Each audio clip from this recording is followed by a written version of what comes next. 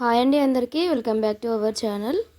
Non veg అంటే ఇష్టపడిన వాళ్ళకి ఇలా పన్నీర్ బిర్యానీ ఒకసారి చేసి పెట్టండి. చాలా టేస్టీగా రెస్టారెంట్ స్టైల్లో ఉంటుంది.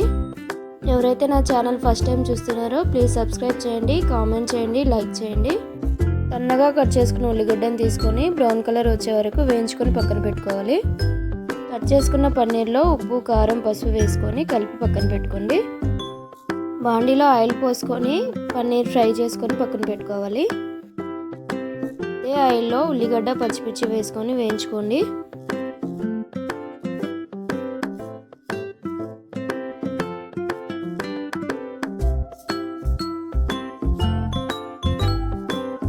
వేయించుకున్న ఉల్లిగడ్డలో పసుపు, అల్లం వెల్లుల్లి పేస్ట్ వేసుకొని ఫ్రై చేయండి.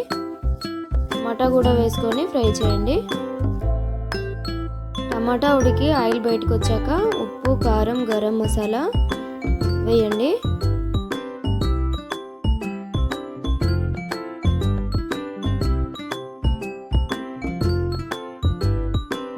తర్వాత ఒక కప్పు పెరుగు కూడా తీసుకొని వేయండి.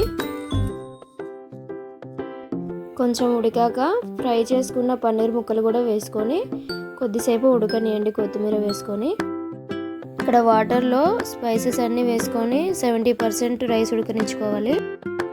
రెడీ అయిన కర్రీలో సగం కర్రీ తీసుకొని పక్కన పెట్టుకోవాలి. కర్రీ మీద ఒక లేయర్ రైస్ వేసుకొని ఆనియన్స్, పుదీనా, కొత్తిమీర చల్లుకొని తీసుకున్న కర్రీ కూడా పైనుంచి వేసుకోవాలి.